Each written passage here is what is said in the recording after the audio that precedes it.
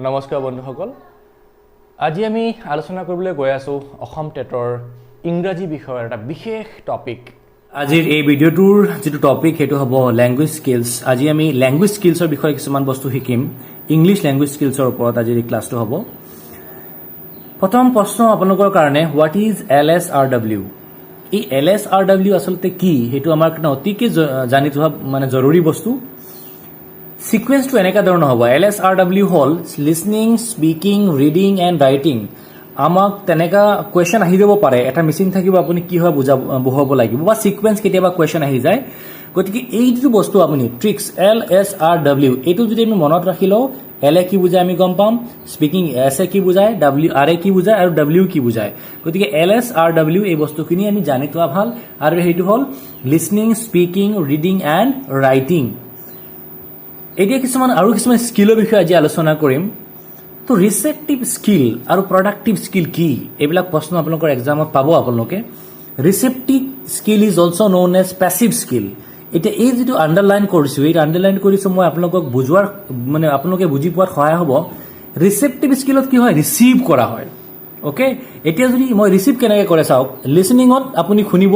ৰিডিংত আপুনি পঢ়িব মনে মনেও পঢ়িব পাৰে হয় না নহয় ইমান ব্ৰেইন খটাব নালাগে গতি এইটো প্যাসিভ স্কিল হয় এতিয়া যদি মই কিতাপ এখন উলিয়ালে পঢ়ি থাকো ইমান ব্ৰেইন খৰচ নহয় কেতিয়াবা এনেকা হয় আপুনি পঢ়ি আছে আপুনি পঢ়িছে কিন্তু একো বুজিও পোৱা নাই গতি এনেকা বস্তু গতিকে এই দুটা পাৰ্টক কি বুলি ক'ব ৰিসেপ্টিভ স্কিল আৰু হেতুক প্যাসিভ স্কিল বুলিও কোৱা হয় গতিকে মনত ৰাখা অতিকে জৰুৰী প্যাসিভ স্কিল মানে ৰিসেপ্টিভ স্কিল ৰিসিভ কৰিব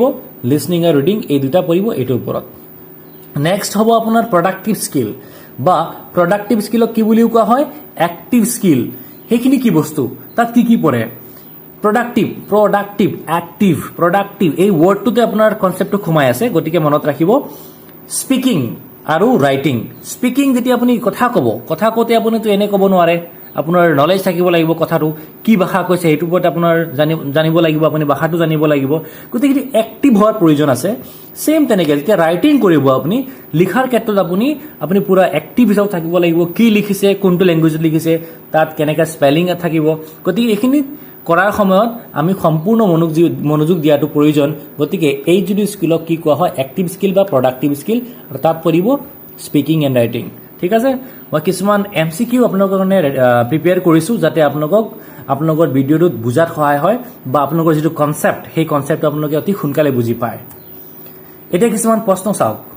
which of the following is our receptive skill মানে তলৰ কোনটো মানে অপশন ৰিসেপ্টিভ স্কিলছ বা প্যাসিভ যেটো স্কিল হয় হেতুত পৰিব ঠিক আছে লিসনিং পৰিব স্পিকিং পৰিব ৰিডিং পৰিব না বোথ পৰিব গতি আনসাৰটো কি চাও আমি আনসাৰটো পৰিব both A and C listening পৰিব লিসনিংত আমি শুনিম জাস্ট প্যাসিভ হিচাপত আৰু সি যেটো আছে ৰিডিংও আমি কৰিব পাৰো প্যাসিভ হিচাপত হয় নহয় গতিকে ৰিসিভ কৰিম গতি এটো প্যাসিভ হ'ব সেকেন্ডটো চাওক which of the following is our active skills আসলতে কোনটো হয় অলৰেডি আমি ডিসকাস কৰিছো যেটো কৰোতে আমি অতি মনোযোগেৰে কৰিব লগা হয় গতিকে আনসাৰটো কি হ'ব আনসাৰটো হ'ব ৰাইটিং যেতিয়া আপুনি লিখিব যেতিয়া বস্তুৰ প্ৰতি আপোনাৰ সম্পূৰ্ণ নলেজ জ্ঞান থাকিব লাগিব তাৰ লগতে ভাষাৰ প্ৰতি সম্পূৰ্ণ জ্ঞান থাকিব লাগিব তেতিয়া আপুনি লিখিব পাৰিব গতিকে এইটো এক্টিভ স্কিলৰ ভাগত পৰিব নেক্সট চাওক for which skills we do not need paper pencil test কোনটো স্কিলৰ ক্ষেত্ৰত আমাক পেপাৰ পেন্সিলৰ প্ৰয়োজন নপৰিব আপোনালোকে চাই যাওক অপচন দিয়া আছে listening speaking reading writing listening কোনটো পৰিব চাই লওক পৰিব আপোনাৰ লিসনিং এণ্ড স্পিকিং শুনোতে আমাৰ ইমান এক্টিভ হোৱাৰ লেখাৰ প্ৰয়োজন নাই পেপাৰ পেন্সিলৰ প্ৰয়োজন নাই আৰু কথা কওঁতে আমাক পেপাৰ পেন্সিল টেষ্টৰ প্ৰয়োজন নপৰে এইটো চাওক আপোনালোকে এইটো সাব স্কিলছ হয় this R very very important আমি ড্ৰাফটিংটোত কি পৰে রাইটিং পড়িব W এডিটিং করতে রাইটিংত পড়ে অরেলটো মানে স্পিকিং অরেলটো বাখিক হয় না অরেলটো অডিও হয় গতিকে এটা লিসনিংত পড়িব প্ৰিডাকশনটো ৰিডিংত পড়ে এইখিনি বস্তু জানাটো অতি প্ৰয়োজন কেনেকা প্ৰশ্ন আহিব মই আপোনাক কম পাছৰ ভিডিঅ'ত আপোনাক পাব কি এটা অপচন ইয়াতো কিছুমান MCQ দিয়া থাকিব মই আপোনাক বুজাই আছো এই প্ৰিডাকশন শব্দটো কি বুজাইছে ৰিডিংত পঢ়িছে ড্ৰাফটিং ৰাইটিংত পঢ়িছে